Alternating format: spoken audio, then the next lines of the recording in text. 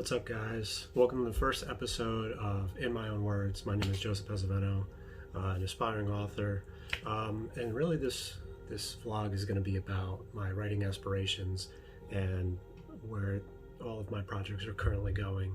Without further ado, I really want to jump into a quick recap of 2020. Everyone had a hard year, whether it was the pandemic, specifically losing your job, losing a loved one, not having clarity of what the world's going to be like going forward. So what I did is I really utilized all that time to do three major things. Number one, I challenged myself to write a little bit more, to write a little bit harder. Over the last 3 years, I've been writing short stories to put in towards a collection, and with 2020 coming around, I was nearly complete with it. Whether it was extending those short stories or whether it was adding new ones, I knew I had to do a little bit more because it wasn't quite there. It wasn't quite to the length that I wanted it. So the middle of May, I challenged myself to do 500 words a day. Now, normally I don't really have a word count, a daily word count.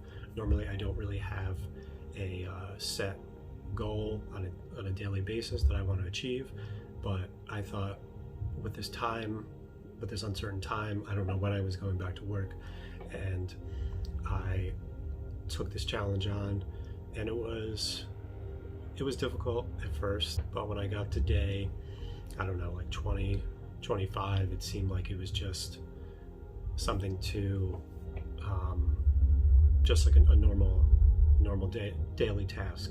So I was not only contributing to that, I was also contributing to a short novel that I've been conceptualizing for the last few years. Within this 500 word a day challenge, I was able to start this novel, and I got to a certain point where I really knew what I was doing with it. I really knew where I was going, and since I had conceptualized it for so many years already, I had enough material to go on, but the daily challenge was getting to those spots, getting to those certain locations in the story, or certain those points in the story where I was able to be satisfied and keep going and going.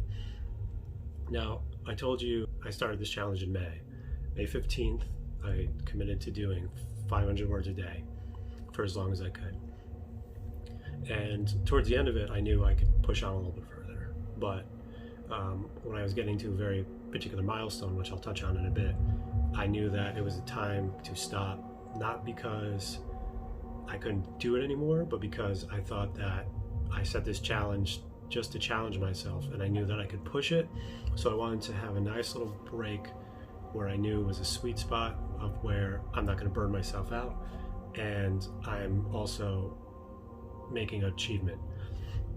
So when I started it, I didn't know how far I was going to go. I don't know how long it was going to last, but I got to 50 days. 50 days straight of 500 words a day. Now, some of you may be watching and saying, like, that's really not a whole lot. You may be doing higher word counts, but coming from someone who's never set a goal on top of not having a certain word count, it was big for me. And at the end of it, I had several more short stories finished, and I had about 2/3 of my novel started that I've been only thinking about for the last 3 or 4 years. So that was very helpful. Number two, a lot of reading. Normally, any given year between your normal day-to-day life, I read about 25 books. While I had months and months of nothing to do, I was just reading. I was picking up books, I was buying new books, I was just blowing through them.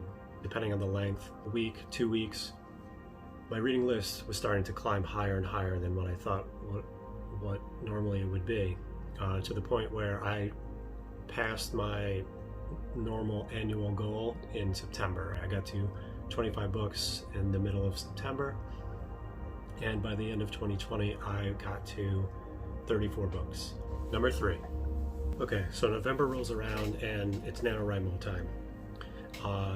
I've done the research, I've been outlining for weeks, and I've conceptualized this for a number of years already. I already had the 8,000 plus words from last year, so I decided to continue with achieving my goal, but instead of running 50,000, I would have to do 58,000 to get the whole success of it. First week, first 2 days specifically, I surpassed the daily goal. The first week was a bit of a struggle between my day job being very demanding. My word count steadily declined for about 3 days, and then there were 2 days in the first week that I wasn't able to get my daily word count, but I didn't lose hope. I was still steady with it. I was still continuing on, and it got to a point where I was just trying to do the bare minimum, not because I didn't want to do anymore, but because I know that I didn't want to burn myself out. So I was trying to get just that little extra a day, so by the time the end of the month came, I wouldn't have to do as much. Second week, there were about 1 or 2 days in there. Again, I didn't reach my daily word count. Just the everyday demand of normal things, just it weighed a little bit extra on me with this extra task, and I kept going. I just kept pushing on and pushing on. By the end of the second week, I was getting to a point where the story was really coming together where I wanted it to.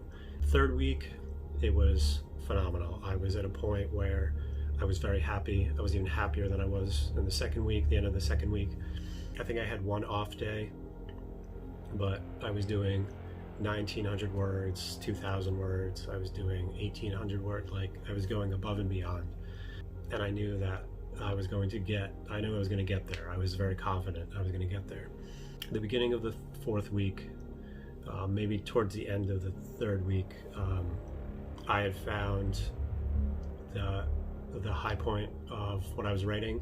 I had found a lot of confidence in the story I was telling, and I was doing a steadily like 1,900 words a day, and I was very happy. I was very motivated. I was very inspired to just like track my progress. I was tracking it on social media. I was tracking it on the app that I use to write this, and I was thrilled. I was ecstatic. And then I would say the last weekend of the fourth week, I did my highest word count. It was something like 2,700 words, and I was just so amazed that I was getting to this end of the story, and I was getting to finally write this, something I've just been so passionate about for the last, I want to say honestly 10 years. The original concept was at least 10 years old, and the end of NaNoWriMo was my last day was exactly what I predicted, because I put that extra effort in that last weekend. That last day, the Monday, I did 1,600 words, just over 1,600. The actual daily word count was 1,667, and I did it. I was able to do it. I finished it. I was just over 58,000. I think my final actual word count minus the words I started with was just shy of 50,200. So I just made it. Some of those off days really kind of made me push harder at the end, but I knew I could do it, and when I got to that certain spot in the story, I knew it was going to happen, and I'm still immensely proud of it. The story's not done. I probably have like another 2 chapters or so to write, and the ending needs to be written. I know how it's ending. It's just I need to get it on paper. But to be able to challenge yourself from early on this year, and to use what you learned to do an actual challenge that so many authors actually try, I was so happy that I was able to even participate, but I was also even very proud of myself that I'm able to finish. In keeping up with the theme of this video, I kind of want to talk about some of the reading I did last year, specifically my favorite of 2020. Most of the reading I did last year were older books. I think 4 of the books I read last year were new, but this one, which did come out in 2020, I want to say is absolutely my favorite, and that is Clown in a Cornfield by Adam Cesare. It had the perfect slasher movie tone that I've ever read in another book. On top of one of my favorite artists doing the cover, Matt Ryan Tobin, I think it just perfectly depicts what this book is truly about, how this town that has this clown mascot and how the town used it to kind of spread this horror and dread across the kids. Adam Cesare did such an excellent job with it. Please check this out.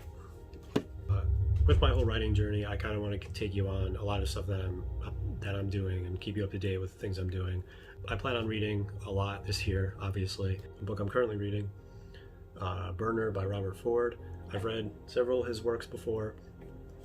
This one in particular has been highly recommended by some of my friends and peers in the indie author community, and I'm a little less than halfway in, and absolutely my favorite of his work so far. So highly recommend this. Check it out.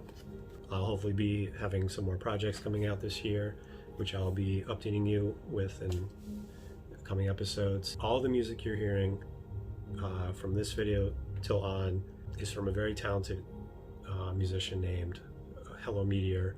I can't speak highly enough for his work. Check out his channels. They're linked in the description below on Bandcamp and Spotify. Be sure to like, comment, and subscribe.